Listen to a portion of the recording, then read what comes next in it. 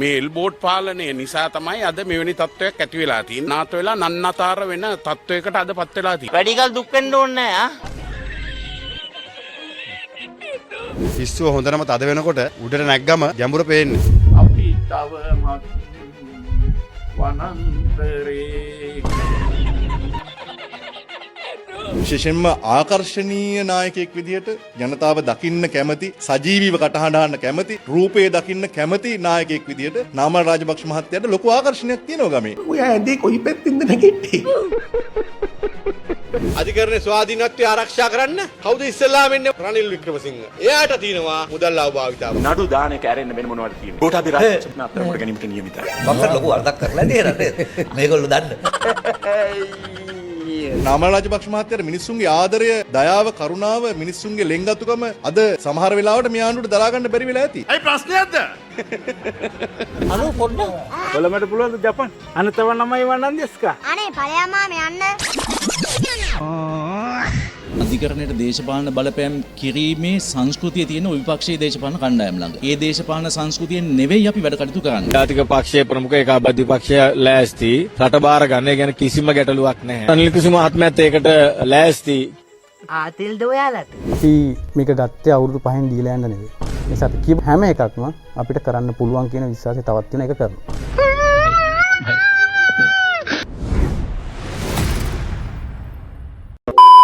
මම හිතන්නේ එන්නෙන්නම හැම ශේත්‍රයක්ම මේක දීවර සංචාරක කුෂිකර්මාන්තේ විතරක් නෙවෙයි මේ රටේ ඇත්තටම එල්බෝඩ් පාලනයක් තියෙන්නේ. මේ එල්බෝඩ් පාලනය නිසා තමයි අද මෙවැනි තත්ත්වයක් ඇති වෙලා තියෙන්නේ. වයි බුදු බණ ඇසුවා නිරන්තරේ අපි තවමත් වනාන්තරේ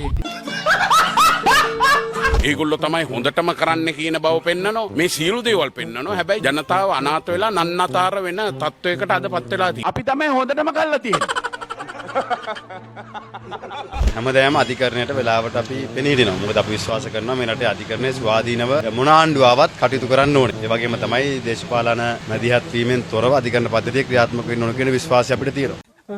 දැන් පරාජිත බංකොලොත් වෙච්ච මේ චෝදනා තියෙන මේ පිරිස් දැන් ලයිලයියේ දැන් අධිකරණ පද්ධතිය ව්‍යාකූල කරලා මේගොල්ලෝ හදනවා මතයක් මේ විනිශ්චයකාරවරුන්ගේ කාලය දික් කිරීම තුලින් නීතිය ආධිපත්‍යයට අධිකරණ පද්ධතියට බලපෑමක් සිද්ධ වෙනවා කියන එක. එහෙම කියන්න කවුද එකතු වුනේ? විපක්ෂ නායක කාර්යාලයට අධිකරණයේ ස්වාධීනත්වය ආරක්ෂා කරන්න කවුද ඉස්සෙල්ලාම එන්නේ වාහනයෙන් බැලලා? රනිල් වික්‍රමසිංහ. මොකද දින චෝදනාව එයාට තියෙනවා මුදල් අවභාවිතාව. ඊළඟට අපි දැක්ක එනවා නාමල් රාජපක්ෂ. දැන් අධිචෝදනා ගොනු කරලා තිනවා අධිකරණේ ක්‍රිස් ගරුදනුව සම්බන්ධයෙන්. විමල් වීරවංශ එනවා. අපි දැක්ක එයාට තියෙනවා પાස්පෝර්ට් එකක් තියාගෙන රාජ්‍ය ඉංජිනේරු සංස්ථාවේ මුදල් අවභාවිතා කරලා ඒ නිවාස අරන් එයා එනවා. එක පැත්තෙන් පාට්ලි ජම්පි කරනවක. අනිත් පැත්තෙන් එනවා උදේ ගම්මන්පිල. අපි දැක්ක දිලිත් ජයවීර එයාත් එනවා. මේ පිරිස් තමයි මේ එන්නේ අධිකරණයේ ස්වාධීනත්වය ආරක්ෂා කරන්න. පව්. පිස්සුව හොඳටම තද වෙනකොට උඩට නැග්ගම ගැඹුර පේන්නේ නැහැ. ඉතින් පැනලා බලනවා. අතපය කඩා ගන්නවා විනාශ වෙලා යනවා. ඉතින් දැන් ආණ්ඩුවේ පිස්සුව හොඳටම තද වෙලා තියෙනවා. බලෙන් උන්මත් වෙලා තියෙනවා. 159 ගරු ජනාධිපතිවරයාගේ බලතල මේ සියල්ලම දරා ගන්න බැරි වෙලා තියෙනවා. ඉන්න දැන් උඩ නැගලා ඉන්නේ. බිමේ ගැඹුර දන්නේ නැහැ. ඉතින් පැන්නට පස්සේ තමයි ආණ්ඩුවටත් තේරෙන්නේ කොච්චර ගැඹුරකද පැනලා තියෙන්නේ කියලා. ආණ්ඩුව කැමති නම් පයින්න පැනලා බලන්න කොතනින්ද නතර වෙන්නේ කියලා. ආණ්ඩුව තමන්ගේ උද්දච්චකම, තමන්ගේ මහාන්තත්කම, තමන්ගේ අසීමිත බලයෙන් උජාරුවටපත් වෙලා ව්‍යවස්ථා සංශෝධනයක් ගේන්න හදනවා අග්‍රවිනිශ්චයකාරවරුන්ගේ කාලෙ දික් කරලා. අයි ප්‍රශ්නයක්ද? නාමල් රාජපක්ෂලා පව්.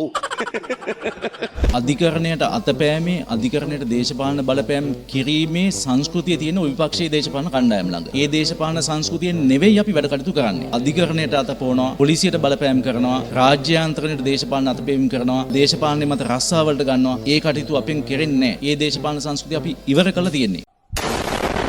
ගම්වලින් නාමල් රාජපක්ෂ මහත්තයාට ආරාධනා ලැබෙනවා කියලා කියන්නේ එතුමා විශේෂයෙන්ම ආකර්ශනීය නායකයෙක් විදිහට ජනතාව දකින්න කැමති, ජනතාව ආදරෙන් කතා කරන්න කැමති, ජනතාව කටහඬ අහන්න, සජීවීව කටහඬ අහන්න කැමති, රූපේ දකින්න කැමති නායකයෙක් විදිහට නාමල් රාජපක්ෂ මහත්තයාට ලොකු ආකර්ෂණයක් තියෙනවා ගමේ. හරි ලස්සනයි.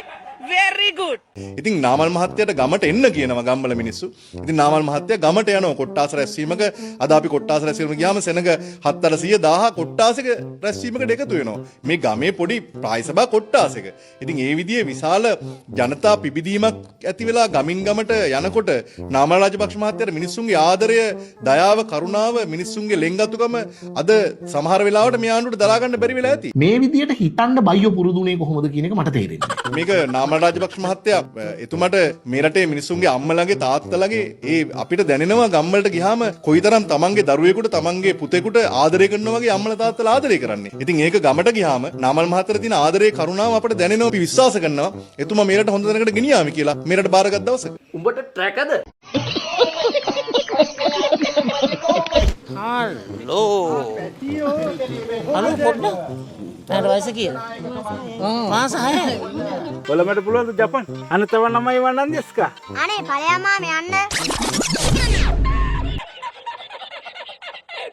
ආසියාවේ රටක් කියන්න කොහෙද මේ වගේ නඩු දාන්නේ? ලංකාවේ විතරයි. ලංකාවේ ගැලරිය සතුටු කරන්න මිනිස්සු බලා ගන්න හැමදාම නඩු දාන්න. නඩු දාන එක ඇරෙන්න වෙන මොනවද කියන්නේ? ඔබතුමාලා දන්නවද? පහුගිය ජනාධිපතිවරු දැන් කී දෙනෙකුට නඩු දාලාද කියලා? රනිල් වික්‍රමසිංහ මහත්තයාට නඩුවක් දැම්මා. මෛත්‍රීපාල සිරිසේන මහත්තයා කොළඹ කොටුවේ උසාවියේ කූඩුවට නැග්ගුවා. මහින්ද රාජපක්ෂ මැතිතුමා අරන් ගියා. අලස් කොමිසමේ අනිත් ජනතාව දසදහස් ගාණෙන් රැස් වුණා. ඊවරක් පස්පස්නේ ගත්තා. ගෝඨාභය රාජපක්ෂ මහත්මයා අත්අඩංගුවට ගැනීමට නියමිතයි. කොටාවේ රාජපක්ෂ මහත්මයා අත්අඩංගුවට ගැනීම නියමිතයි. වක්කර ලොකු වරදක් කරලා තියෙන නේද? මේගොල්ලෝ දන්න. ජාතික පක්ෂයේ ප්‍රමුඛ ඒකාබද්ධ පක්ෂය ලෑස්ති රට බාර ගන්න. ඒ කියන්නේ කිසිම ගැටලුවක් නැහැ. අනුර කුමාරට දුන්නා. දැන් 159ක් හැදුවා. පළාත් පාලන ආයතන ටික දුන්නා. අද කුණු ටික ඇද ගන්න බෑ. කොළඹ නගරේ බලන්න හැමෝම කියන්නේ කුණු අදින්නේ නැහැ කියලා. ඉතින් මේ නගරාධිපතිවරුන්ට කුණු ටික ඇද ගන්න බෑ. ඉතින් රට පාලනය කරන්නත් බෑ. පෙරහරක් පවත්ත ගන්නත් බෑ. ඉතින් ඒකින්ද ඒගොල්ලෝ දැන් ඊටාම ඉක්මනින් ඉවත් යුතු කාලය ආවිල්ලා තියෙනවා. රටත් එහෙම නැතුනොත් විනාශයට යනවා. රටේ ජනතාවත් විශාල අර්බුදයකට යනවා. වැඩි කල දුක් වෙන්න ඕනේ නෑ ඒකේ රට බාර ගන්නවා කියන්නේ නැවත ජනාධිපති වෙන්න බලාපොරොත්තු වෙන රනිල් වික්‍රමසිංහ මහත්තයාද? රනිල් වික්‍රමසිංහ මහත්මයාත් ඒකට ලෑස්ති. අපේ පැත්තෙන් එතුමා එතනට අරගෙන යනවා බැහැ කිව්වත්. මොකද අපි දන්නවා අද වෙනකොට රට වැටුනොත් එහෙම මේ වැටලා තියෙන තත්ත්වය හමුවේ රට ගොඩ ගන්න ඉන්නේ එතුමා වගේ කෙනෙක් විතරයි කිය. නාමලුත් හොඳ සූදානමක ඉන්නවා. ඊළඟට විපක්ෂ නායකතුමත් ඉන්නවා. මේ පොලිමේ ඉන්නේ හොඳයිනේ. ආතිල්ද ඔයාලට? ඔයානේ නිකම් පළයකෝ යන්නේ. අපි මේක ගත්තේ අවුරුදු 5න් දීලා යන්න නෙවෙයි. මේ ඉස්සලාම කියන්නේ. මේ පරිවර්තනය 100% අපිට ළඟා කරගන්න බෑ අවුරුදු 5න්. නිසා අපි මේක අපිට දීර්ඝකාලීන සැලැස්මක් අපි ගන්නකොට පටන් ගත්ත තැනක් තියෙනවා. අපිට මේ ගමන ඉවර කරන්න ඕන තැනක් තියෙනවා. ඒ ගමන ඉවර කරන්න ඕන තැනද යම් කිසි සීමාමායම් තියෙනවා. අවුරුදු 5කින් අපි යන්න ඕන ඡන්දයකට. ඡන්දයකට යනකොට මිනිස්සුන්ට අපි කියලා වැඩක් නැහැ. අර හොරා කෑවා මෙයා හොරා කෑවා ඒව වැඩක් නැහැ. අපි කරපු ශේෂපත්‍රය පෙන්වන්න ඕන.